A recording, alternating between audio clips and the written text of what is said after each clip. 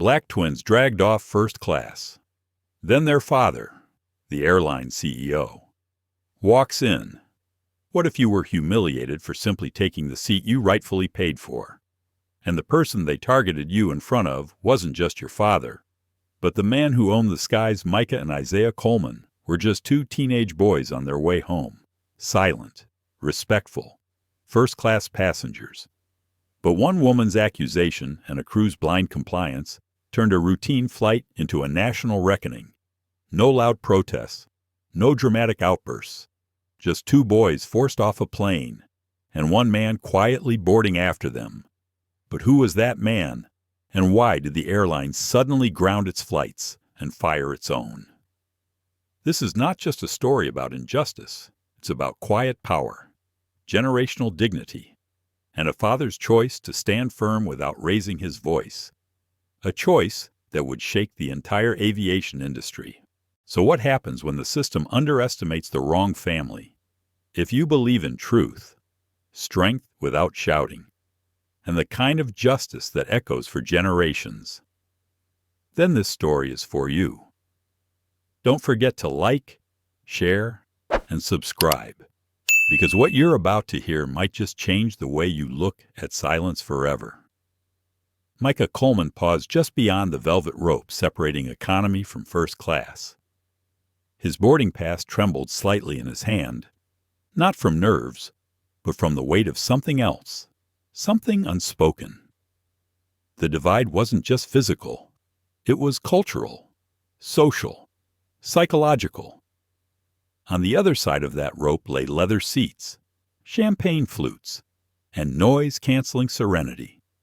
A world his father had worked decades to build, but still felt cautious stepping into. Bro, are you going to move or admire the carpet all day? Isaiah's voice came with a half-laugh, half-whisper. His twin brother nudged him gently with an elbow, grinning as always.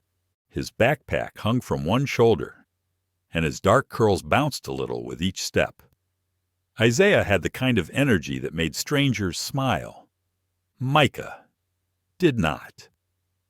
Micah allowed himself a tiny smirk and stepped forward.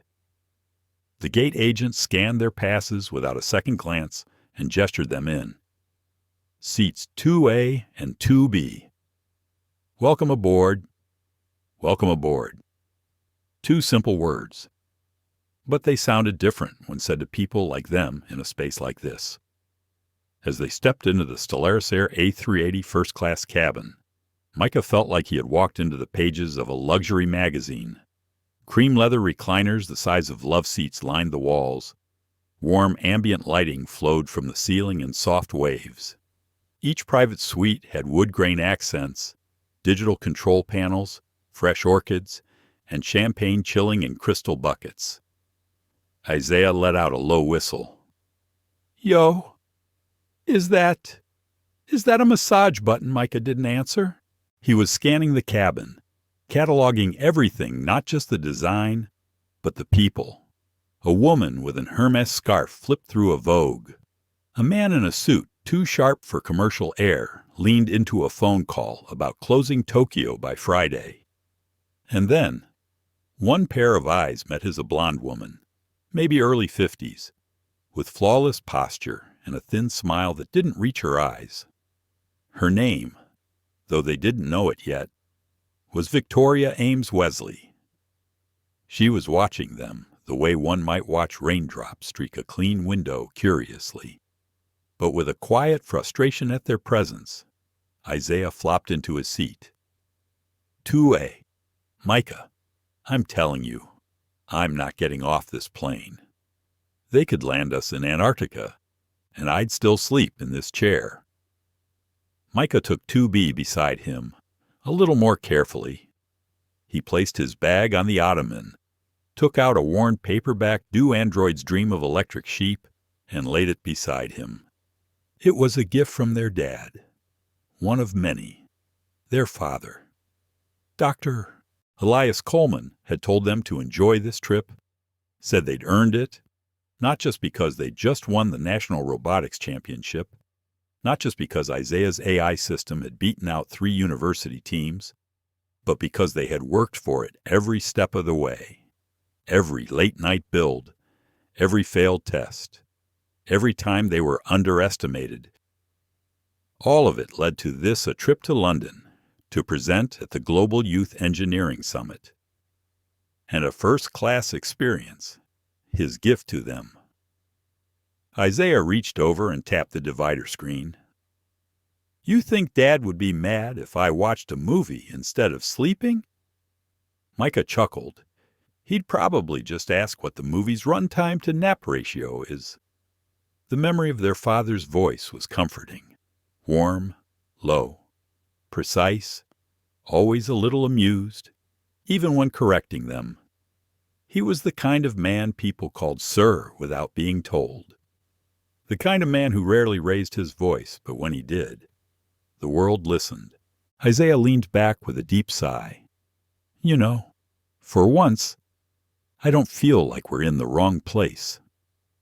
Micah didn't respond right away. He looked out the window. The tarmac bustled with ground crews and cargo carts. And yet, up here, in this rarefied pocket of the plane, there was silence. Luxury often sounded like silence. But it wasn't just about where they were. It was about what people thought when they saw them here. 2 17-year-old black boys, hoodies, sneakers, clean but casual. They didn't look like trust fund kids. They looked like them. Micah turned to his brother. "We're not in the wrong place," he said, his voice steady. "But someone in here is going to think we are." Isaiah glanced around, noting a few curious looks, the kind that pretended not to be stares. Let them think whatever. He shrugged. They'll be wrong.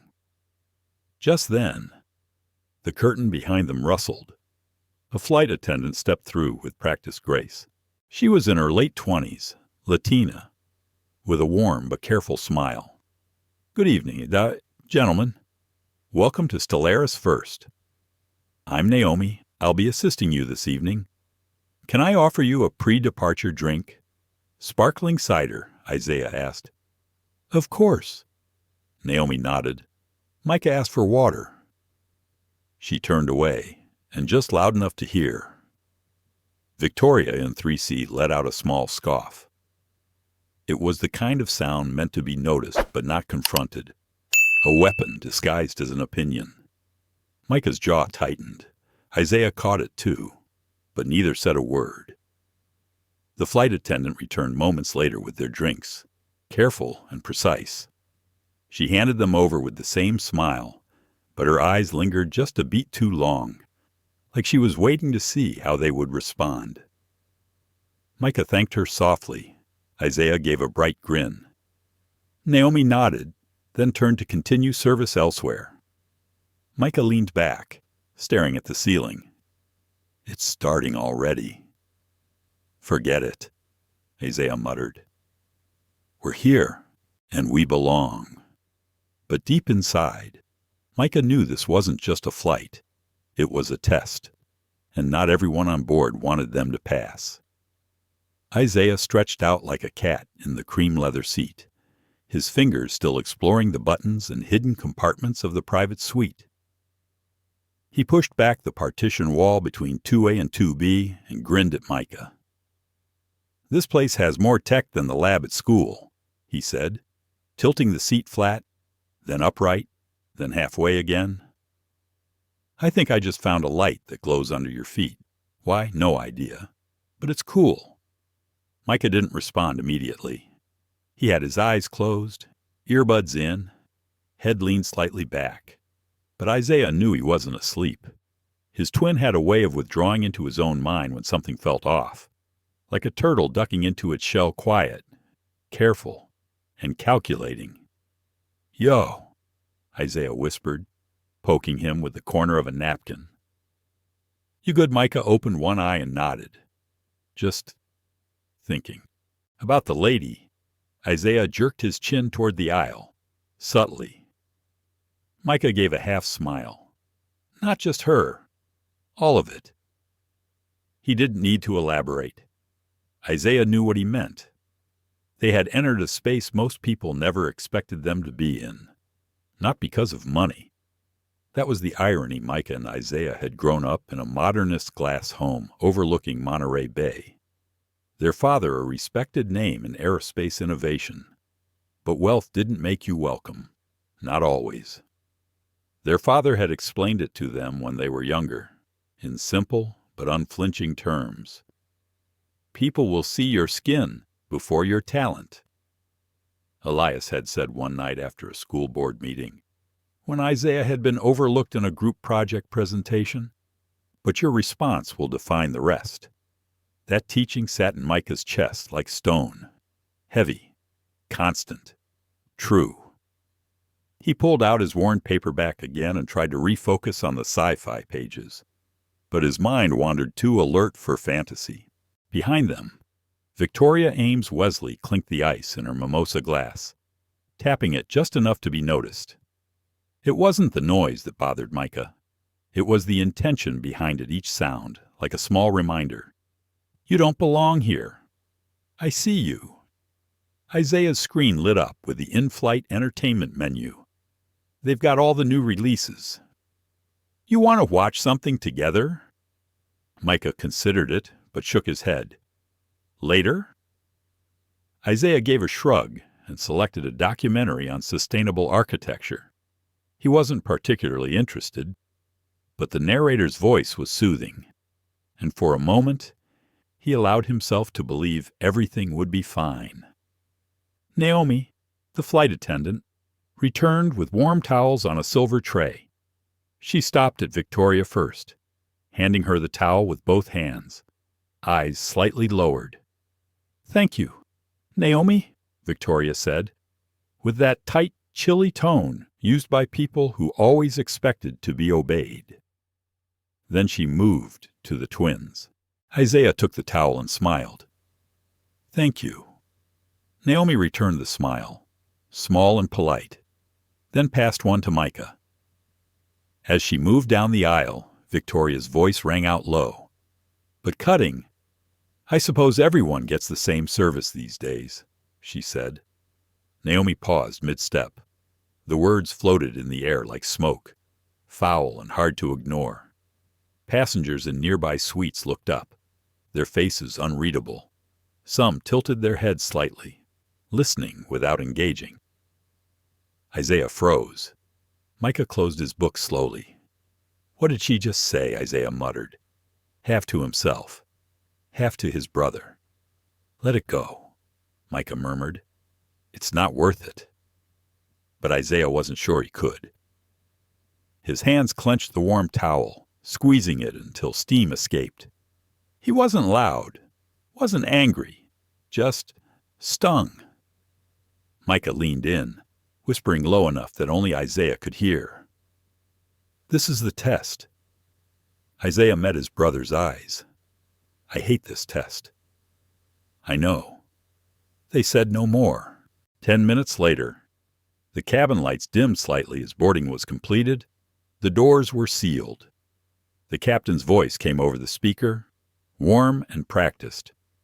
Ladies and gentlemen, welcome aboard Stellaris Air Flight 223 to London Heathrow. We're expecting a smooth flight time of approximately 6 hours and 25 minutes. Please make sure your seatbelts are fastened, and we'll be in the air shortly. Naomi and Brian, the senior purser, made their final walkthrough. Brian stopped at Victoria's suite. The conversation was quiet, hushed, but the tone was unmistakably deferential. Brian was tall, clean-shaven, with salt and pepper hair and a crisp uniform that looked like it had never known a wrinkle. His voice, when he spoke to Victoria, had the rhythm of someone talking to a board member or a donor full of respectful weight. Hakihi laughed softly at something she said, then straightened and moved toward the front galley. Micah watched all of it without reacting, but his mind recorded everything. 10 minutes into taxiing, Isaiah reached down to grab a protein bar from his bag. As he zipped the side pouch, something fluttered out, a folded piece of paper, one of his robotics designs sketched on airline napkin paper from their last trip. He picked it up, tucked it back in, and sat down again. He caught Victoria watching him. No smile, just stillness. Micah turned his face toward the window again. The aircraft rolled gently toward the runway. Isaiah leaned over and whispered, "Next time we fly, remind me to wear a tux. Maybe then we'll get fewer dirty looks." Micah smirked faintly. "Maybe wear one that says valedictorian on board." Isaiah snorted, the tension breaking for just a breath. But then, just as the engines hummed with anticipation, something shifted. Victoria stood up abruptly and pressed her call button. Brian appeared like clockwork. She leaned in, voice louder than necessary. "My bracelet is missing." Brian frowned. "Which bracelet?" "Ma'am, my diamond cuff. Platinum. Cartier. My husband gave it to me last year. I was wearing it when I boarded." Passengers began turning heads. Brian kept his voice level. "Is it possible it's in your handbag?" "I checked," she said, with an edge, "and I had it just before I sat down. I took it off so it wouldn't catch on the seatbelt. And you're certain it's not there now?" Her eyes flicked toward Isaiah. "Yes," she said, voice icier now. "I think it's been stolen." Micah's stomach dropped. Isaiah blinked in disbelief. Brian followed her gaze. His expression didn't change. But something in his posture hardened. The aircraft was just beginning to line up for takeoff. "Ma'am," Brian said, "I'll notify the flight deck. We may need to delay departure for a brief check." Victoria nodded, dramatically folding her hands. Micah looked at his brother. Isaiah's jaw flexed. "Micah," he said quietly, "she's talking about me." "I know. You saw me. I didn't go anywhere near her stuff. I know. This is insane." Micah didn't speak for a long moment. Then he said, low and firm, "We say nothing. Not yet." Isaiah's voice was a whisper of rage. "She's about to ruin everything." Micah's hand closed over his brother's wrist. "No. She's about to reveal everything." The intercom pinged. The captain's voice, this time tenser, came through. "Ladies and gentlemen, we've been asked to return briefly to the gate for a security review. Please remain seated with your seatbelts fastened. We'll keep you informed." The twins sat in silence, surrounded by luxury and lies, and the storm had only just begun. The soft hum of the engines was replaced by an uneasy silence. The cabin, moments ago a haven of champagne and quiet luxury, now felt like a courtroom before a verdict.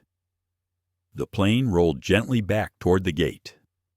First-class passengers began whispering in clipped tones, exchanging glances over their designer eyewear. No one spoke directly to the twins, but they all looked. Micah noticed it in the way a man adjusted his cufflinks, turning his head just slightly too long in their direction. The woman across the aisle who had been reading the Financial Times no longer flipped the page. Her hands had gone still. Even Naomi, moving down the aisle with a tray of water bottles, seemed to walk a little faster past them. And in 3C, Victoria Ames Wesley sat tall, her posture regal, hands folded atop her designer clutch, lips pressed into a line of controlled indignation. Her entire body spoke one message: "I've been violated, and I demand order." Brian, the senior purser, returned with the captain's confirmation. "Ms. Ames Wesley will conduct a swift sweep of the cabin area. In the meantime, we'll ask all passengers to remain seated. We appreciate your cooperation." "Of course," she replied smoothly, like someone doing her civic duty. Then her eyes flicked toward Isaiah. "But I think the matter's quite simple. He was near my seat. I saw him adjust his bag. That's when I noticed the bracelet was missing. Her voice wasn't loud, but it carried, enough for nearby passengers to hear, enough to plant a narrative. Isaiah sat rigidly upright, fists clenched under the blanket on his lap. "Micah," he whispered, "I didn't even touch." "I know," Micah said softly, "but she's lying. She's flat out lying." Micah nodded, "And now everyone's watching to see how we react." Isaiah shook his head, his voice a rasp. "They're looking at me like I already did it." Micah turned to him. "That's the trick. Zay, the accusation is the punishment." The door to the cockpit opened, and 2 security personnel stepped in. One was a tall man with sandy hair and a tight expression. The other was a shorter woman with dark braids pulled neatly back, her badge clipped squarely to her blazer.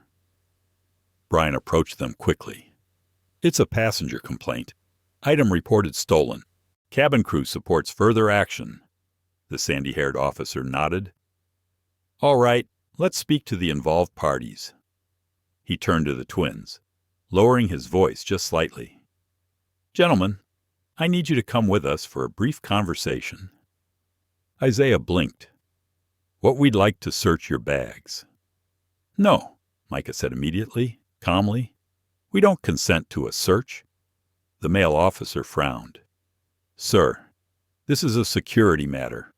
Micah cut in again. "With no evidence, just an accusation." Victoria, sensing hesitation, turned her volume up. They were near my seat. He touched his bag. "What more do you need?" That bracelet was a family heirloom, worth over $35,000. "I want it recovered." Her voice cracked with a rehearsed kind of emotion. "Not grief. Ownership?" The passengers watched. All of them. Brian stepped forward again. His voice dipped in faux warmth. "Sirs, this is just procedure. Let's not escalate the matter." Isaiah's laugh was hollow. "Escalate? You brought security to our seats, and we're the ones escalating." Micah felt his pulse behind his eyes. He took a breath. His father had once told him, "The calmest man in the room always holds the most power." He turned to Brian. "Is the bracelet missing from the cabin, or just from her purse?" Brian blinked. "Excuse me." Micah spoke with quiet precision. "Has anyone searched the seat pocket, the floor, the lounge she was in before boarding? Any area besides the assumption that 2 teenage boys in first class must have taken it?" Naomi, still standing by the galley, shifted on her feet. She looked as if she might speak, but said nothing. Victoria scoffed. "I know what I saw." "That one," she said, jabbing a manicured finger toward Isaiah, "was near my handbag. I want his belongings searched." Micah spoke again. "You're asking for a violation of privacy based on your discomfort. That's not security. That's profiling." The braided security officer glanced at her partner. There was a flicker of doubt, brief, but visible. Brian pressed again. "Now firmer. We need to move this process along. The rest of the cabin is waiting." Micah stared at him. "Then let them wait. Justice shouldn't be rushed to meet a departure schedule." It was Isaiah who broke the moment. He stood. "You want my bag. Here." He lifted his backpack from the floor and held it out. "Check it. Do whatever you want. I'm not hiding anything." Micah grabbed his wrist. "No, you don't have to prove innocence for a crime that doesn't exist." Isaiah's eyes blazed. "I'm tired. Micah, I'm tired of pretending I don't see what they see. I'm tired of playing quiet.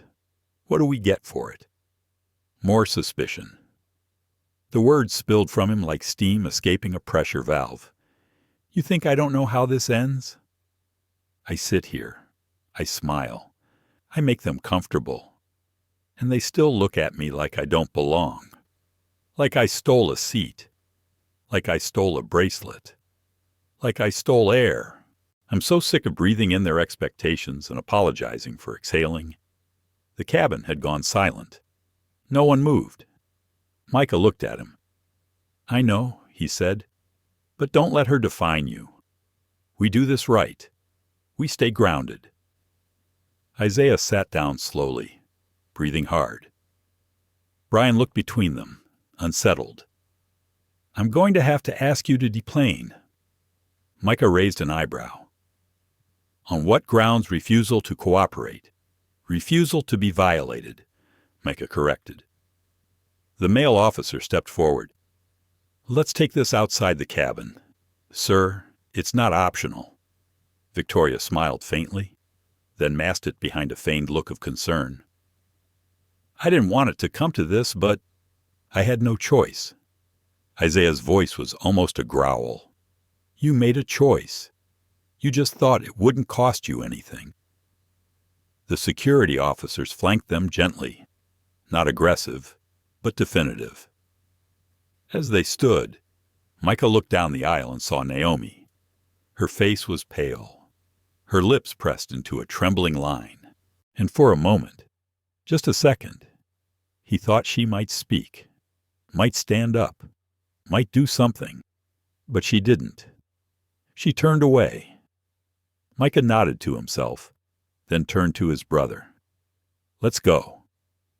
They walked the length of the first-class cabin with every eye tracking them like animals leaving a zoo enclosure, like shadows retreating from the light. Not one person said a word, and Micah knew that was the most painful verdict of all. The door between the aircraft and the jet bridge opened with a soft, metallic hiss. The air beyond it was colder. Sharper a sudden shift from the perfumed, hushed world of first class to the sterile hum of airport infrastructure. Micah and Isaiah walked side by side, flanked by the two uniformed officers. Their backpacks swung lightly from their shoulders, untouched. They weren't handcuffed.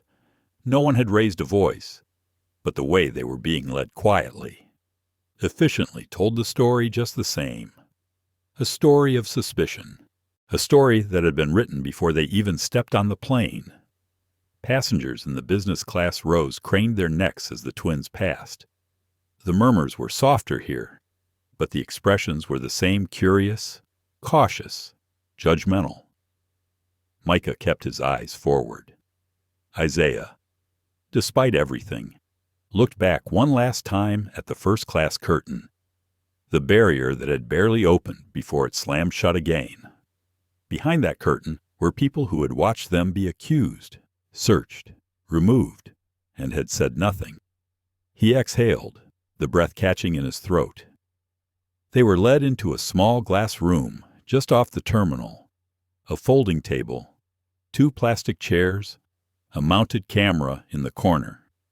Micah sat without being asked. Isaiah dropped his bag on the floor and paced. The male officer, Collins, his name tag read, stood by the door. His partner, Officer Jenna Ng, sat opposite Micah and opened a small binder. This is just a routine incident report, she said in a neutral tone. We need your names, addresses, and a brief statement for the airline's record. Micah nodded once. Micah Elias Coleman, age 17. Address. Isaiah's voice cut in, sharp and bitter. Does it matter if we give you the truth? Or are you going to write whatever makes them comfortable? Isaiah, Micah murmured. No, Isaiah snapped, turning toward him. Why should we make this easy for them? We were pulled off that plane without proof, without a real search, without even a conversation. Jenna's tone softened slightly. I understand this is upsetting. No, you don't, Isaiah said. You've probably never had to walk through a cabin full of strangers who assume you're a thief because you exist, because your skin makes them nervous. You don't understand. Micah placed a hand gently on his brother's arm. Zay. It was a name only Micah used, a name from when they were small, when Isaiah still had nightmares and Micah would stay up reading aloud to calm him down. It was a thread between them. Isaiah stopped pacing. Micah turned to Officer Ng. "We'll provide the information, but we'd like a call first. To our father." Ng looked at her partner, who nodded. "Fine. You can use the phone on the wall." Micah stepped over, lifted the receiver, and punched in the number from memory. It rang twice. "Dr. Coleman," came the voice on the other end, calm, assured. Micah's throat closed for a moment. Then he found his voice. "Dad, it's me. Micah." There was a pause. "You should be in the air by now." Micah's hand tightened around the receiver. "We're not. We've been removed from the plane." The line went silent. Then Elias Coleman said, very softly, "Tell me everything. From the beginning." Micah did. He told him about the woman, the accusation, the refusal to let their bags be searched, the walk of shame. Isaiah stood beside him, still as stone now, eyes fixed on the floor. When Micah finished, the silence returned. But it wasn't empty. It was full of something. Dense. Focused. Micah had only heard this silence from his father twice before. Once when their grandmother passed away, and once when a business partner stole $2.4 million from their company. The voice that finally broke the silence was low, controlled. "Where are you now, security office?" "Near gate 41. Officer Ng is with us. Do not leave that room. Do not speak to anyone else. I'm coming." Micah hung up the phone. Isaiah blinked. "What did he say?" Micah met his eyes. "He's on his way." At that exact moment, in a private terminal at the other end of the airport, Dr. Elias Coleman stood by the tarmac.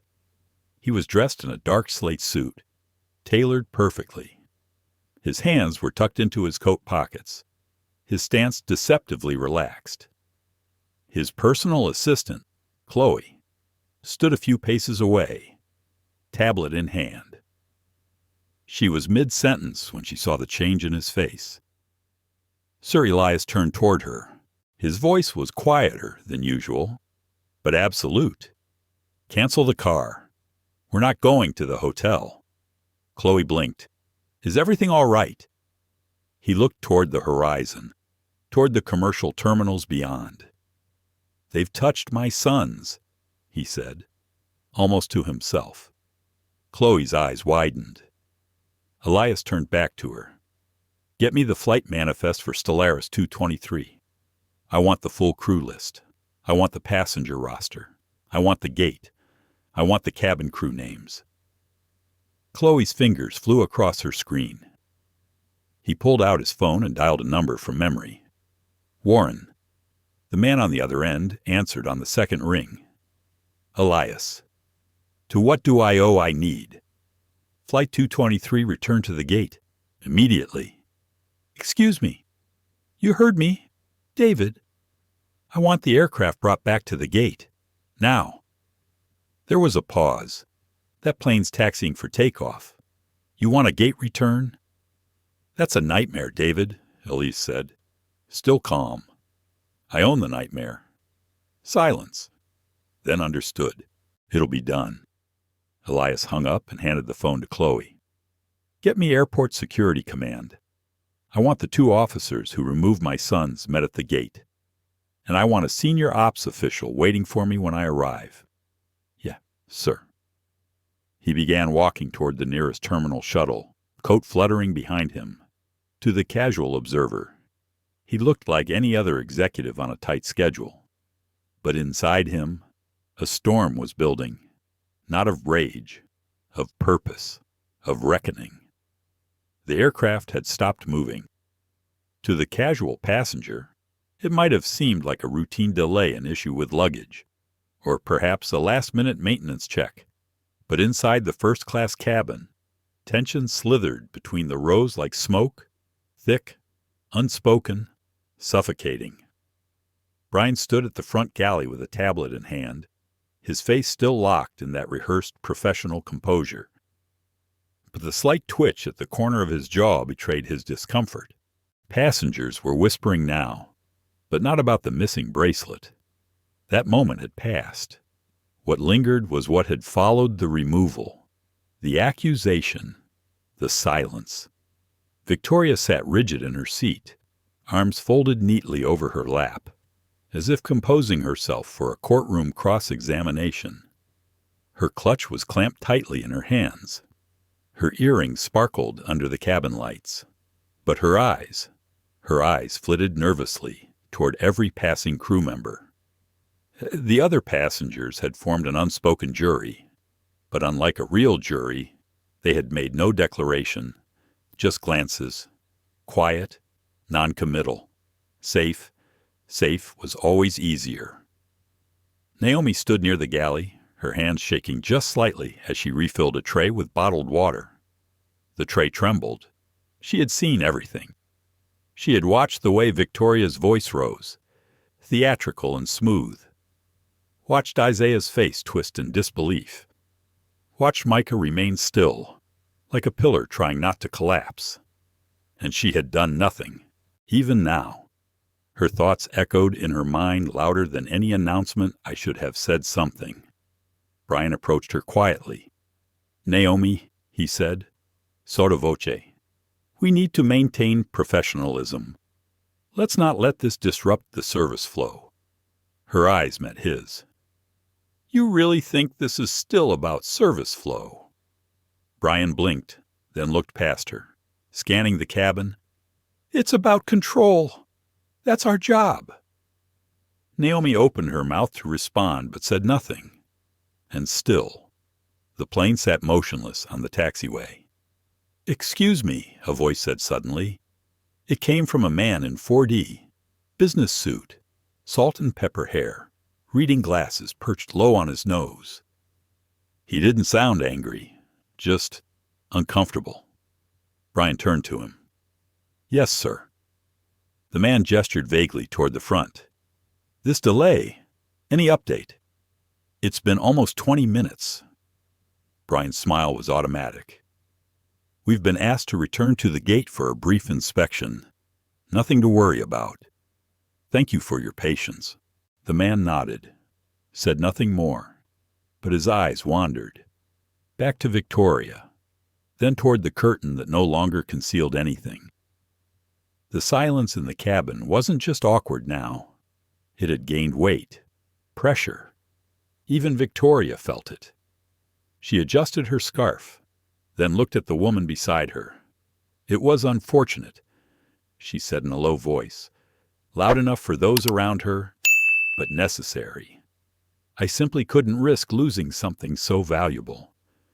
And you saw how they reacted. The woman beside her, early 40s, elegant, with brown hair swept into a chignon, didn't answer right away. She took a sip of her champagne. Then, very quietly, she said, "I saw a young man who looked terrified." "That's what I saw." Victoria's lips tightened. Terrified people don't challenge authority. The woman didn't look at her. No, but people who've been challenged their whole lives tend to know when they're walking on a minefield. She turned away, signaling the conversation was over. Victoria shifted in her seat, suddenly too aware of how alone she was. Up at the front of the plane, the cockpit door opened slightly. The captain leaned out, his face unreadable. "Brian," he said under his breath, "we're holding at ground control's instruction. Return to gate has been confirmed. They won't say why." Brian frowned. "But the issue's been resolved. The passengers were removed." The captain shook his head. "Apparently, that's not the issue." Brian stiffened. "Sir, who authorized the gate return top brass?" The captain replied. Name came directly from executive operations. That froze Brian in place. He knew that name. Everyone who worked for Stellaris Air knew that name. Dr. Elias Coleman. And suddenly, the silence in the cabin no longer felt like an awkward pause. It felt like the moment before a storm. Brian turned back toward the passengers, clearing his throat. "Ladies and gentlemen, we appreciate your continued patience. We've been instructed to return to the gate, and we expect to resume shortly." But he no longer believed it. Naomi, still holding the tray, whispered, "He's coming, isn't he?" Brian didn't respond. He didn't have to. A low hum of unease passed through the cabin. Whispers. The occasional cough. A phone screen lighting up. In seat 1A, a man in his late 50s gray cardigan, leather notebook in his lap, sat quietly. He hadn't said a word since boarding, hadn't looked at anyone. His name was Henry Dalton. He had spent 20 years as a federal civil rights investigator before retiring. He had recognized the pattern within minutes of it unfolding. The glance, the assumption, the shift in tone, the removal. He had seen it in courthouses, in traffic stops, in school hallways. And here it was, again, neatly dressed in first-class couture. Henry hadn't spoken because he'd spent a lifetime knowing when his words would matter and when they'd simply bounce off walls. But now, he watched Naomi's trembling hands, saw Brian's tightening expression. He closed his notebook. He would wait. Back in the terminal, the jet bridge hissed back into place. Chloe stood beside the door, her tablet glowing, her expression unreadable. Security officers flanked the gate, and walking toward them, each step measured, quiet, and commanding, was Elias Coleman. He was not shouting, he was not rushing, but his presence filled the space like thunderclouds gathering over water.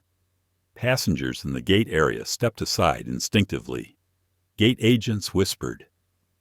And in that final moment before the door reopened, a chill passed through the air, soft, precise, and impossible to ignore. The reckoning hadn't arrived yet, but it was at the gate. The door closed behind them with a gentle thud, but to Isaiah, it sounded like a gavel. Outside the aircraft, the chill of the jet bridge nipped at the edge of his hoodie. He wasn't cold, not really, but something inside him recoiled, like his body sensed humiliation before it fully registered. Micah walked beside him in silence. Security didn't touch them, didn't push, didn't raise their voices, but the mere presence of uniformed officers behind them, the way the airport staff averted their eyes, the way travelers stared through the glass walls of the terminal, like watching a scene from a show they weren't brave enough to pause. It all painted the same picture. Two young black boys, removed, without protest, without cause, without dignity. The walk to the security station felt endless. Isaiah glanced at the people in the gate area. Some turned their backs. A few leaned in to whisper. One woman even held her phone at chest level, camera subtly recording. The sight made Micah's stomach twist. Isaiah muttered under his breath, "Bet we're already trending." Micah didn't respond. He felt as if his entire chest had compressed into a single block of stone. They were led down a sterile corridor into a small holding room. Beige walls, fluorescent lights, one table, 2 chairs, 2 empty cups of cold coffee in the corner. The mustached officer Collins closed the door behind them and said nothing. Jenna Ung offered a seat. "This won't take long." Micah sat down. Isaiah remained standing. "Sit, please," Collins said. Isaiah looked at him for a long second, then sat. Ung placed a slim black folder on the table and opened it. "We've logged the incident. There will be a brief review of the situation. You are not under arrest. However, the airline has filed an official report of non-compliance and disruption of cabin procedures." Micah's eyebrows lifted. "We were disruptive." You refused to allow a voluntary search. And said, evenly, in the airline's view, that impeded their ability to respond to a passenger's claim. Isaiah scoffed. So we're punished for having boundaries. Collins crossed his arms. We're not here to debate social policy. No, Isaiah replied. You're here to enforce assumptions. Micah placed a hand on his brother's arm. Zay. Isaiah looked away, jaw clenched. Nung spoke again. The flight has returned to the gate. There may be further review depending on what's discovered, Micah asked quietly. Has anyone searched the plane itself? Her seat, the area around it. Ung paused. I believe the crew is conducting an internal check. Collins interjected. Listen, boys, this'll blow over. Happens more than you think. Some lady panics, misplaces a ring, a bag, a piece of jewelry, makes a scene. Then something turns up under the seat. Isaiah snapped toward him. Then why are we the ones in this room? Collins raised an eyebrow. Because someone made an accusation. Micah leaned forward. And that's all it takes. The silence was answer enough. Outside the room, the PA system droned flight updates. The occasional beep of walkie-talkies filtered in. The world continued unaffected. Micah closed his eyes for a moment, then opened them again. You know, he said softly, this isn't the first time. Ung looked up. What do you mean? We've been watched in stores, followed around malls. Once, Isaiah was stopped at a museum because someone assumed his student ID was fake. Isaiah picked up the thread. One time we visited our father's office, and security asked if we were making a delivery. We were in suits. Ung blinked. I'm sorry to hear that. It's not sympathy we want, Micah said. It's change. A long beat of silence passed. Then Isaiah spoke again, his voice quieter. You ever feel like your whole life is just one big audition? Like every room you enter, you have to prove you deserve to be there before you even speak. Neither officer replied. He laughed once, bitterly. And the second you mess up the lines, you're out. Curtain drops, door closes, plane takes off. Ung looked down at her folder. Then her radio crackled. She lifted it to her ear. Ung here. Understood. Thank you. She looked at the boys. Her face had changed. The aircraft is still at the gate, she said, slowly. And you're not going to believe this, but it was pulled back by order of your father. Isaiah's eyes widened. Wait, what? Ung nodded. Dr. Elias Coleman, the CEO of Stellaris. Apparently, he's here at the airport and has requested to speak to airline operations immediately. Micah sat back in his chair, exhaling. Isaiah blinked rapidly. He's here. Yes, Ung said, clearly surprised herself, and from the sound of it, he's not happy. A knock on the door interrupted them. Chloe stood outside, calm and professional. The boys are to be released. Now. Collins frowned. We're in the middle of an incident file, I said now, Chloe repeated, with a tone that made even Collins pause. Dr. Coleman will handle this personally. Stood. Let's go. 10 minutes later, they were seated in the VIP lounge. Isaiah stared at the untouched food in front of him. Micah sat beside him, shoulders slumped, his face unreadable. Neither had spoken since leaving the security room. Chloe returned with bottled waters and quietly placed them on the table. Your father will be here shortly. Isaiah looked up. Is he mad? Chloe hesitated. He's focused. They knew what that meant. Focused meant dangerous. Not to them, but to whoever had touched what mattered most to him, their family. The lounge around them buzzed softly. Quiet business travelers typed on laptops. A child played with a toy car on the carpet. Somewhere across the terminal, the plane they had been removed from still sat connected to the gate. Engines silent.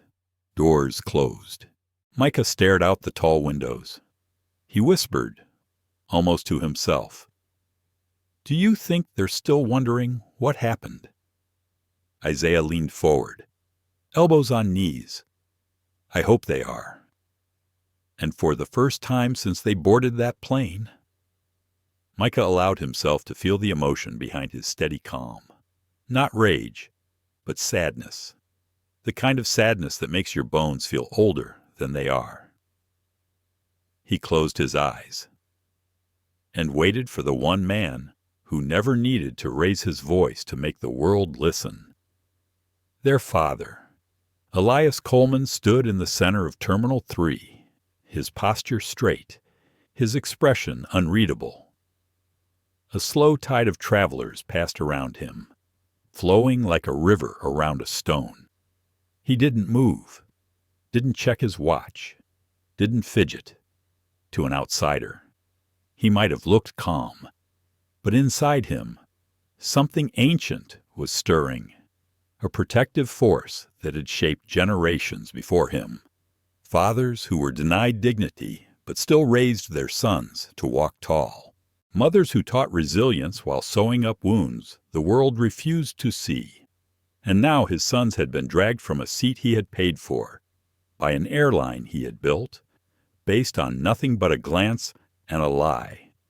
He took out his phone and pressed a single button. Chloe answered on the first ring. "Status," he said, voice smooth, but iron-laced. "They're in the VIP lounge. No further contact from security. Flight 223 is still at the gate. Holding. Good. Where's David Warren?" "Waiting at gate B41 with operations. I want flight manifest, crew files, and the cabin surveillance footage pulled within the hour." "Yes, sir." "And Chloe?" "Yes." His voice dropped lower. "Bring the storm." He ended the call and turned. With each step he took toward gate B41, the air seemed to shift. Airline employees straightened. Uniformed personnel stepped aside without needing to be told. Even the general hum of the terminal softened. He wasn't wearing a name badge. He didn't need to. He was the name at the gate. David Warren, director of airport operations, stood stiffly, sweat glistening near his temples. Two gate agents beside him tried not to meet Elias's eyes. "Dr. Coleman," Warren began. "We spare it," Elias said, not unkindly, but without room for nonsense. "I'm not here for apologies. I'm here for accountability." Warren nodded quickly. "Yes, of course." Elias pointed to the aircraft still parked at the jet bridge. "Has anyone been allowed to deplane?" "No, sir." "Per your request? And the crew? Still on board?" Elias gave a short nod. "Good. Lock the doors. I'm boarding." Warren swallowed. "Alone." Elias turned slowly toward him. "Would you like to join me for the conversation that's about to take place?" Warren paled. "No, sir." A uniformed agent scanned his credentials. The door unlocked with a heavy metallic click. Elias walked down the jet bridge in silence. Inside the aircraft, the atmosphere was brittle. The first-class cabin, once so polished and composed, now pulsed with quiet dread. Conversations had dwindled to whispers. Victoria sat upright, her shoulders drawn taut, lips pursed as she clutched her handbag like a shield. Brian stood near the galley, stiff, rehearsing phrases in his head. He had just finished explaining to the captain again that the situation had been handled, that there was no need for escalation, that the boys had been removed with utmost professionalism. Then the cabin door opened, and Elias Coleman stepped in. He didn't make an entrance. He didn't raise his voice. He simply existed, and the room noticed. Victoria turned her head slightly. brows knitting at the sight of a tall black man in an executive-cut overcoat walking down the aisle with eyes like carved glass. She frowned, confused, annoyed. "Excuse me," she began. "We've already been delayed." Elias stopped beside her. His gaze didn't waver. "Mrs. Ames Wesley," he said, voice soft as silk and sharp as judgment. "You're the one who made the accusation." She blinked. I beg your pardon." He didn't repeat himself. Victoria's eyes darted toward Brian. "Who is this man?" Brian cleared his throat. "Mrs. Ames Wesley. This is Dr. Elias Coleman. He's the CEO." Elias finished. "Of Stellaris Air. Of this plane. Of this company. Of this decision." Victoria's face drained of color. Brian nearly dropped the tablet in his hands. Passengers leaned forward, riveted, though none dared speak. "I believe," Elias continued, "you accused 2 young men of theft, had them removed, humiliated, profiled. Based on what?" "Exactly." Victoria's lips parted. She began to stammer. "My bracelet. It was missing. I saw one of them standing near," Elias repeated. "Not holding, not taking, not searching, simply existing." He turned to Brian. "You permitted this." Brian's mouth opened. "I followed procedure. A premier passenger reported a theft. The flight was moments from departure. You called security," Elias said. "You escorted minors' customers off my aircraft. You endangered their safety. You compromised our brand." "I didn't know who they were," Brian said quickly. "And if they weren't my sons?" Elias asked. Silence. "That's what I thought." He turned again to the cabin. "You all saw it," he said, louder now but still composed. "You watched 2 boys be falsely accused. You watched a woman weaponize her discomfort. And you said nothing." He gestured toward seat 3C. "This isn't about a bracelet. It's about what happens when assumptions go unchallenged. When silence becomes complicity. When comfort matters more than truth." Naomi, standing near the curtain, was crying. Elias saw her. He nodded gently. "At least you felt something." He tapped his earpiece. "Chloe," he said, "bring them." Moments later, the cabin door reopened and Micah and Isaiah Coleman stepped into the plane. Heads turned, mouths opened. Brian stepped back, nearly tripping. Victoria gasped audibly. Micah's face was unreadable. Isaiah's burned with something closer to steel than fire. Elias raised a hand to quiet the murmurs. "Before we move forward," he said, "there's one last thing." He looked toward the quiet man in 1A. "Sir," Elias said gently, "you've been silent until now, but I believe you saw something." Henry Dalton stood. Every pair of eyes turned to him. He cleared his throat. His voice was calm, factual. "I boarded early. I saw Mrs. Ames Wesley place her bracelet in the magazine pocket of seat 3C. I didn't think much of it, until she started accusing the boys." Victoria let out a shaky breath. Brian's knees wobbled. Naomi stepped forward, reached into the pocket, and pulled out a glittering bracelet. Gas spread through the cabin like wind. Elias didn't move. He simply turned back to Victoria. "This," he said, "is why we return planes to gates." The bracelet sparkled in Naomi's trembling hand, dangling like evidence too long ignored. No one spoke. The silence inside the cabin had shifted again, no longer heavy with tension, but with shame. Victoria stared at the bracelet like it was a snake. Her mouth opened, but no words came out. Elias didn't look at the jewelry. He didn't even glance at Victoria. He turned instead to his sons. "Micah," he said softly. "Isaiah." The boys stood near the entrance, still processing the moment. still unsure whether they were safe to breathe. "Yes," Sir Micah said. Elias's voice remained calm. "Do you see what happens when we stop tolerating quiet injustice?" Micah nodded. Isaiah swallowed hard. Elias faced the cabin. "Let me be clear," he said. "This wasn't about jewelry. It was about perception, reflex, assumption. A woman felt entitled to define someone else's integrity with nothing but her discomfort. And a crew, one of my crews, acted not with facts, but with fear." He turned to Brian. "You are the senior purser on this flight." Brian's face was ashen. "Yes, sir." "How long have you worked for Stellaris?" 12 years. Elias nodded slowly. "In 12 years, how many times have you watched passengers removed based on an accusation without proof?" Brian hesitated. "This is the first time something escalated like this." "That's not what I asked." Brian's throat bobbed. "There have been. A few. And how many of those passengers looked like them?" Elias asked, gesturing toward his sons. Silence. "That's what I thought." He turned to Naomi. "You had doubt," he said gently. "I saw it.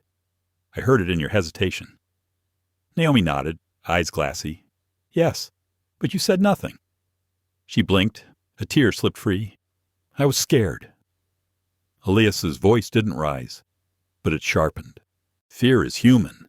Cowardice is a decision." Naomi nodded again. "I know, and I'm sorry." Elias looked away, not unkindly but firmly. He stepped back and addressed the entire cabin. "To those of you who watched and said nothing, I offer this. You may think your silence kept you safe, but silence never keeps anyone safe. It only keeps things the same." Several passengers looked down at their laps. Micah glanced across the aisle. One woman, a red-haired business executive, was wiping her eyes. Another man shook his head slowly, ashamed. Elias gestured toward the exit. "Victoria Ames Wesley," he said. "Full name deliberate and unflinching. You will gather your belongings. You are no longer welcome aboard this aircraft or any Stellaris-operated flight," Victoria sputtered. "But my husband is on the board, and he will be receiving a call," Elias said, his tone turning to steel, "one that outlines your behavior, the cost to this company, and the legal implications of filing a false accusation." "I didn't."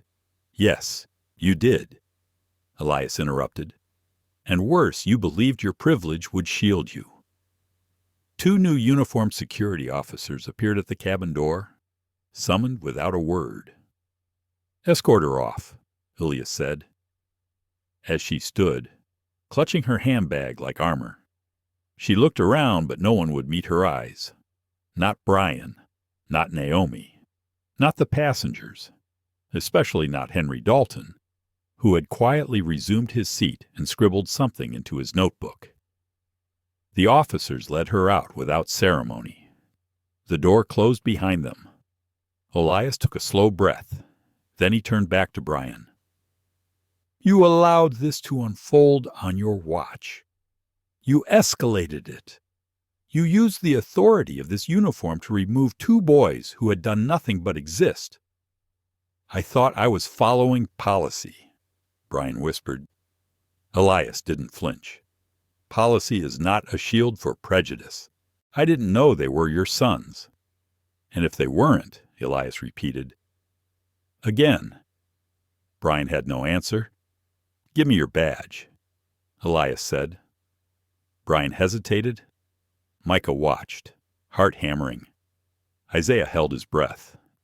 Brian reached into his breast pocket and slowly removed his gold pin, the one with his name, his title, his years of service. He placed it in Elias's outstretched hand. "You are relieved of duty," Elias said. "Effective immediately. You will not work another flight for Stellaris. You are free to file a formal review, but I will not reinstate someone who folds at the first test of principle." Brian stood frozen for a moment, then walked off, head low. Elias turned back to Naomi. "You're young," he said. "Still learning. I won't fire you today." Naomi looked up, startled. "But I will require something more difficult than resignation." Elias continued, "I want a written report on this incident. From your eyes, the truth, not the corporate version. And I want it submitted directly to my office within 24 hours. Naomi nodded. "Yes, sir." Then Elias turned to the rest of the passengers. "This flight is grounded," he announced. "It will not depart. A new crew will be assembled. Every one of you will be rebooked and compensated. And if any of you believe your delay is a greater injustice than what you've just witnessed, I invite you to write to me personally." He gave no number, no email, but they all knew he meant it, and none of them complained. He walked toward the front of the plane, then paused. "Micah, Isaiah, come." The boys followed him without hesitation. As they stepped out into the jet bridge once more, Isaiah whispered, "That was intense." Micah nodded. He didn't even raise his voice. That's what made it scarier. But inside, Isaiah didn't feel scared. He felt safe. They exited into the terminal, where Chloe was waiting. Elias turned to her. "Send legal notices. Full incident file. Press statement within the hour." "Yes, sir." "Get them something to eat. I'll be with them shortly." Micah and Isaiah followed Chloe down a quieter hallway, where the noise of the terminal faded. Only then did Micah speak. He burned it all down. Isaiah gave a small, tired smile. "Yeah," he said, but he did it with a match, not a firework. The lounge was quieter than Isaiah expected. He had imagined chaos phones ringing, journalists crowding outside, executives panicking, but instead, it was peaceful. Too peaceful. Chloe led them through a side corridor into a private suite reserved only for C-level executives and high-clearance visitors. Inside, the lighting was warm. There was food, real food, not packaged airline trays, and a wide glass window overlooking the runway. Micah sat first, his shoulders tight. Isaiah didn't sit. He stood at the window, hands in his pockets, staring out at the horizon. Neither of them spoke. Not for a long moment. Finally, Isaiah broke the silence. "Why didn't we say anything sooner?" Micah looked up. "What do you mean, when she accused us? When she started yelling? Why didn't we shout back, fight it?" Micah was quiet. Then, softly, "Because we've seen what happens when we do." Isaiah's jaw tightened. "But maybe that's the problem." Micah leaned forward. "Maybe, or maybe what Dad just did is the way. No yelling, no rage, just truth, laid out so clean no one can ignore it." Isaiah turned to face his brother. "But he's Elias Coleman. He can do that. People listen to him. They don't listen to us." Micah held his brother's gaze. "Then we make them." A small chime sounded as the door opened. Elias walked in. He looked tired now. His coat was gone. His shirt sleeves rolled slightly, but his presence still steady, still commanding. He sat across from them without a word. Let the silence stretch. Then he said, "How are you?" Micah responded first. "I'm okay." Isaiah didn't speak. Elias turned to him. "Isaiah, I don't know what I feel," he said finally. "That's fair." There was a long pause, just the hum of the ventilation and the occasional distant engine outside. Elias clasped his hands. "I didn't do what I did today because you're my sons," he said. "I did it because it was the right thing to do. But yes, when I saw that video, when Chloe showed me the feed, Your face is how still you were. I've never felt rage like that, Micah whispered. But you didn't show it. I couldn't afford to, Elias replied. If I'd walked onto that plane yelling, I'd be another angry black man, easy to dismiss, easy to spin. Instead, I let the truth walk in on its own feet. Isaiah looked at him. So that's what we do now? No, Elias said. That's what we always did. We just forgot for a while. Another ping. Chloe's voice came through the intercom softly. Dr. Coleman. External situation escalating. Might want to see the feed. Elias stood. Come with me. They followed him to a smaller room just off the lounge lined with screens. Real-time dashboards of flight logistics, crew manifests, and news coverage.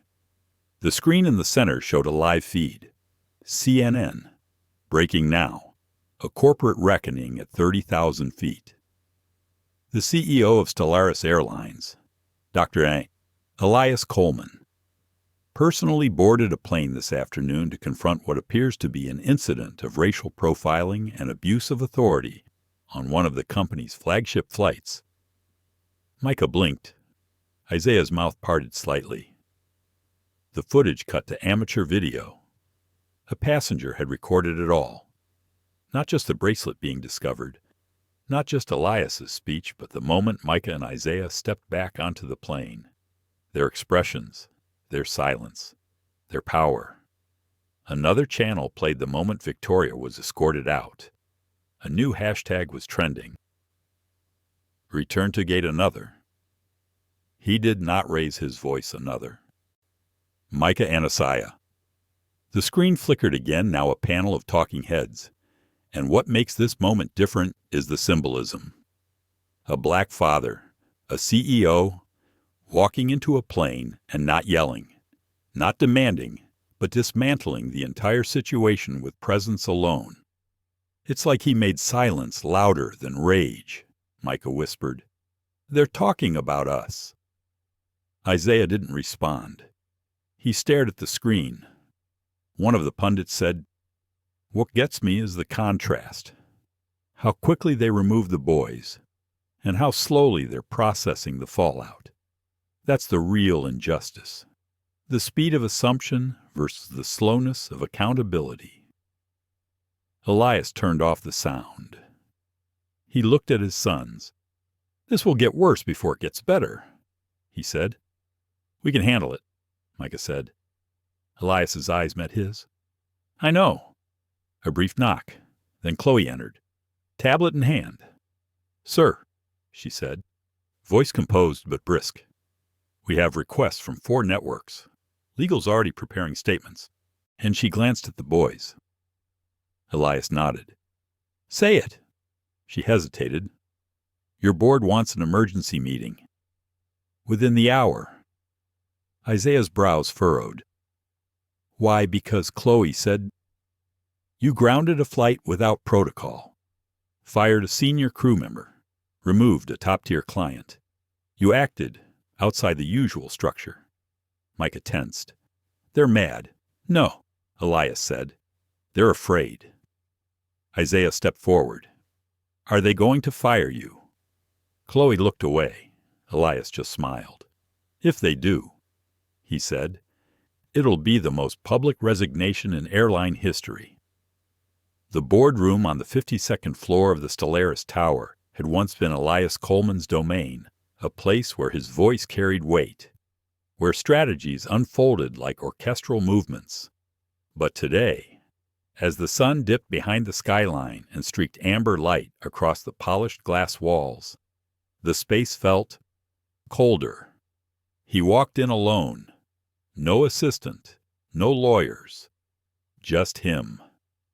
12 board members sat at the long, gleaming table. Some shuffled papers. Others didn't look up. At the head, Leonard Stratton, chairman of the board, offered a practiced smile that never reached his eyes. Dr. Coleman, he said, thank you for joining us. Elias nodded once. You asked for urgency. I honored it. Stratton gestured for him to sit. Let's get to it. There were no introductions, no pleasantries, just eyes sharpened by politics. A woman 3 seats down cleared her throat. We've received over 140 media inquiries. You acted without legal consultation. You unilaterally canceled a flight, terminated staff, and removed a platinum-tier passenger. Yes, Elias said calmly. Why? Elias folded his hands. Because it was the right thing to do. A scoff echoed from the far end. With respect, right doesn't always equal strategic. Elias raised an eyebrow. Tell that to my sons. The room fell quiet. Stratton leaned forward. No one is questioning your intentions. Elias, we're questioning your judgment. You've put the company under scrutiny. Sponsors are calling. Our investors are nervous.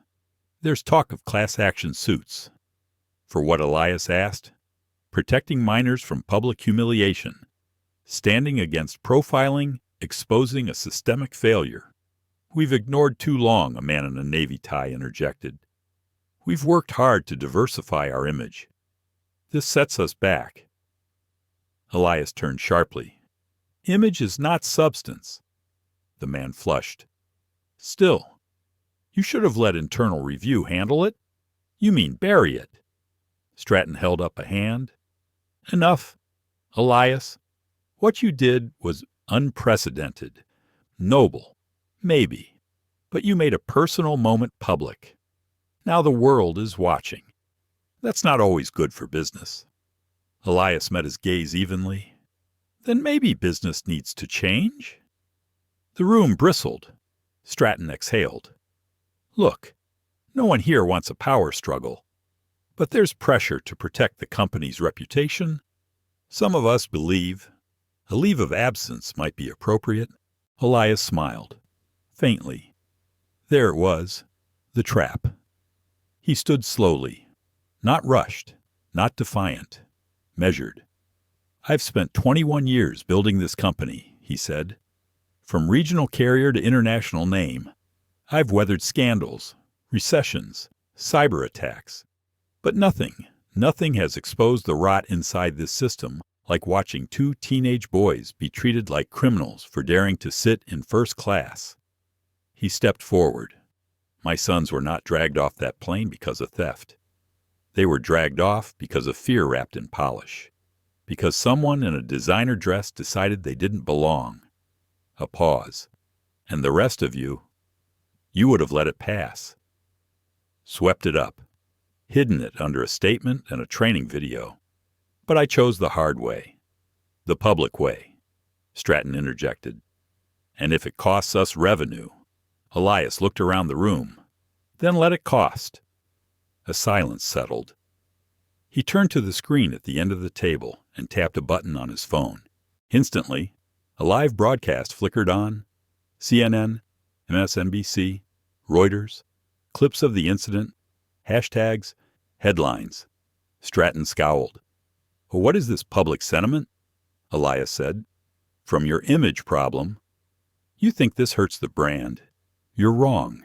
For the first time, Stellaris stands for something real. Integrity, courage, humanity. He turned toward the exit, then looked back one last time. If you want my resignation, I'll give it to you, but not quietly, and not without cameras. And when I speak, I won't be talking about just this incident. I'll be talking about every board decision that allowed this culture to fester. He paused. Now ask yourselves, can you afford that? No one answered. He walked out, his footsteps calm and steady. Down the hall, Chloe waited. How'd it go? She asked, eyes scanning his face. Elias adjusted his cuff. They're not firing me. Chloe exhaled. Good. Yet? Elias added. They stepped into the elevator. Halfway down, Chloe said. You should see what the boys are doing. Elias looked at her. Chloe smiled faintly. They're trending? In the lounge? Micah sat cross-legged, scrolling through his phone. Isaiah sat beside him, quieter than usual. Tweets, posts, stories, people from all backgrounds, all races, all ages. Messages like I showed my son the video. He asked if he could be like Dr. Coleman one day. Those boys carried themselves with more grace than I ever could. This is how you hold power, not with yelling, but with presence. A message appeared with a video compilation cutting together the footage of Elias walking onto the plane, Victoria being escorted out, and Micah and Isaiah reboarding with their heads held high. It had 6 million views. Isaiah finally spoke. "I didn't want this," he said. Micah looked at him. "Didn't want what'd be a symbol?" Micah nodded. "Me neither. But maybe—" Isaiah hesitated.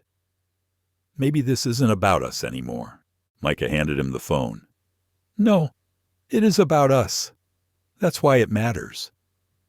Isaiah stared at the screen, and for the first time, he smiled. The car ride back to the estate was silent, but not heavy, just thoughtful. Isaiah leaned his head against the window, watching streetlights blur into streaks of gold. Micah sat with his arms crossed, eyes closed but not sleeping. Elias sat across from them, not with his phone or laptop, but with his thoughts. At a red light, Isaiah finally broke the silence. "Do you ever regret it?" Elias looked up. "Regret what? Everything," Isaiah said. "The position, the pressure, being the guy who always has to be calm, even when people are being cruel," Micah added, without opening his eyes. "Yeah. Ever wish you could just—" "Snap?" Elias gave a small smile. "Every day." Both boys looked at him. "But I learned early," Elias said, "that the more power I carried, the more I had to choose how to spend it. People don't realize calm is not weakness. It's control." Isaiah looked down at his hands. "Sometimes it doesn't feel fair." "It's not," Elias said softly. "It never has been." The car pulled through the gates of their estate, an elegant home tucked behind a canopy of trees. The security detail parked at a discreet distance. Lights lit the path to the front entrance, but Elias didn't move. "I want to show you something," he said. They followed him through the foyer, down a hallway they rarely walked, to a quiet room with a door that looked like it hadn't been opened in years. He keyed in a code. Inside was the study books everywhere.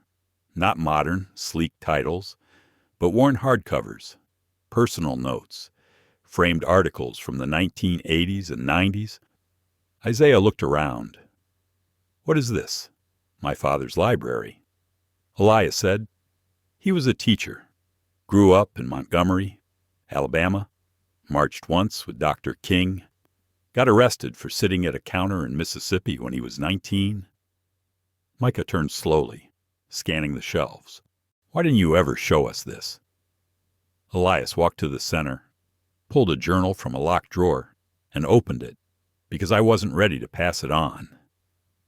He flipped to a page, then handed it to Micah. The entry was dated 1972. "The world wants us to shrink, to make ourselves smaller, quieter, more agreeable. But I tell my son this, let them hear your silence. Let your dignity roar louder than their hate." Micah read it again. Isaiah stepped forward. He wrote that Elias nodded. "The year I was born." He paused. "I learned something that year, too. That silence isn't always passive. Sometimes it's protection. Sometimes it's a weapon. Sometimes it's an inheritance." The three stood in the middle of the study, surrounded by the weight of decades. "Do you think it'll ever change?" Isaiah asked. Elias met his eyes. "It already is. But slowly, and not without cost," Micah whispered. "Are we the cost?" Elias didn't answer right away. Then he said, "You're the legacy." A pause. "You were never meant to pay the price, but you might end up being the ones who finally collect the debt." Outside the window, the stars blinked through the trees. Later that night, Isaiah couldn't sleep. He wandered downstairs into the kitchen, where he found Micah sitting at the island, a mug of cocoa in his hand. "You too?" Isaiah asked. Micah nodded, couldn't stop thinking. Isaiah poured himself a cup, sat beside his brother. "Do you think people will forget Micah looked at him?" "Us?" Isaiah clarified. "What happened? What it meant?" Micah took a long sip. "Yeah, some will, but not everyone, and not the ones who matter." Isaiah drummed his fingers on the counter. "I feel like everything's different now. Like we were just kids on a flight, and now suddenly we're symbols, hashtags, opinions. You don't want to be that." Isaiah frowned. "I don't know. I didn't ask for it." Micah shrugged. "Maybe it doesn't matter if we asked. Maybe it matters what we do with it now." A moment passed, Isaiah said. "I hated that woman, Victoria, for how she looked at us." Micah didn't respond. "I still kind of do," Isaiah continued. "But Dad didn't. He didn't even let it show." Micah set down his mug. "He's had years to learn. We're just starting." They sat in silence again, a different silence this time. Isaiah leaned back. You think we'll ever fly again?" Micah grinned. "Yeah, but next time, we walk on like we own the plane." Meanwhile, in his office, Elias stared out the window. The city lights blinked below, stretching for miles. Somewhere beyond those lights, another family was grieving. Another boy had just learned how heavy it was to be judged by skin before speech. Another father was trying to explain dignity to a child too young to understand betrayal. His phone buzzed. A text from Chloe. "Board has backed down. Public support too strong. You're secure for now." He smiled faintly. Then his screen lit up with a video. Someone had spliced together footage of Micah and Isaiah reboarding the plane with a soft piano score underneath. The video ended with a single quote. "Some storms arrive not to destroy, but to clear the sky." Elias sat back, breathed, and for the first time in days, closed his eyes. By morning, the storm had shifted from chaos to clarity. The world wasn't screaming anymore. It was listening.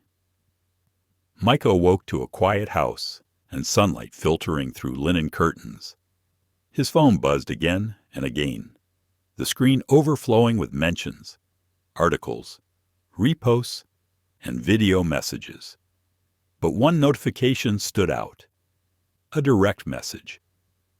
From a girl named Rhea in Atlanta. "My little brother is 10. He saw your face on the news and asked if he's allowed to sit in first class too. I told him yes, because of you." Micah blinked. He read it twice, then 3 times. Isaiah was already in the kitchen when Micah came down. No words needed. The air between them had changed less weight, more purpose. Elias was by the window, sipping his coffee, still in the robe he rarely wore outside of holidays. A quiet man on the brink of something bigger than himself. He turned when the boys entered. "There's a press conference at 10, he said. Micah raised an eyebrow. "You're doing it?" Elias shook his head. "We're doing it." Isaiah stopped mid-step. "Wait. Us." Elias nodded. "You've been spoken about all week. It's time you speak for yourselves." Micah looked uncertain. "What if we mess it up?" Elias offered a soft smile. "You won't. You just have to be honest." Isaiah's fingers gripped the back of a chair. "They're going to ask everything." "Aren't they, yes?" Elias said. "And some questions will be ugly. Some will be unfair." Micah's voice was quiet. "Like they always are." Elias walked over to them, put a hand on each of their shoulders. "You don't owe anyone grace," he said, "but if you choose to offer it, do it on your own terms." Whems. Oh. Later that morning, Stellaris headquarters. The conference hall was packed. Cameras lined the back wall, reporters elbowed for space. Security stood by the doors, crisp and still. On stage, 3 chairs were arranged beneath a clean Stellaris Airlines backdrop, its usual slogan replaced with 4 simple words: dignity, truth, change, now. A hush fell as Elias, Micah, and Isaiah walked out. No grand entrance, just presence. A journalist from BBC stood first. "Dr. Coleman, why include your sons today?" Elias didn't speak. He looked to Micah. Micah cleared his throat, nervous but grounded. "Because this happened to us," he said. "And we're not just a story. We're people," Isaiah added. "We weren't trying to be symbols. We were just trying to go home. But now we're here, and we want to make sure this doesn't happen to the next kid who looks like us." Another hand shot up. "Isaiah, what would you say to the woman who accused you?" Isaiah's eyes flickered. A beat passed. Then, "I'd say I hope she gets the help she needs. Because what she saw, it wasn't about us. It was about her fear. We were just mirrors." Murmurs rippled through the room. A younger reporter leaned in. "Dr. Coleman, are you calling for new policies within your airline?" Elias nodded. "Already in motion. But this is bigger than one airline. It's about culture. Training alone doesn't solve it. We need accountability tied to action." A bold voice from the back asked, "Will there be consequences for the board members who tried to silence you?" Elias looked directly at the camera. "There already have been," he said. The room stirred. He didn't elaborate, but the message was clear. "A final question, Micah. What do you hope people take away from this?" Micah hesitated, then said, "That we don't always have to yell to be heard, that calm doesn't mean weak, and that first class should never be a mirror for who we think deserves dignity." Applause broke out. Real applause. Not from reporters, but from the staff lining the room. From custodians, assistants, ground crew. Real people who'd never had a mic in their face, but who knew the truth when they heard it. Elias stood. "Thank you," he said simply. Then the 3 walked off stage. Not escorted, not rushed. Just dignified. 3 weeks later, the airline had changed. The woman Victoria Hale had issued a formal apology. Though the damage was done, she was no longer welcome in any premium class seating under Stellaris's new anti-discrimination policy. A quiet move, but symbolic. Training programs were rewritten. Security protocols re-examined. The board, 2 resignations. No press statements. But what echoed louder than any headline was the shift in passengers. Flight crews whispered stories of travelers treating each other with new awareness. One flight attendant said she watched a teenage black boy hesitate before sitting in business class until an elderly white couple smiled and waved him over with kindness. The hashtag, "Let Them Fly," trended again. Not out of rage, but out of hope. Micah and Isaiah stood at the gate once again, this time not as passengers, but as guests of honor.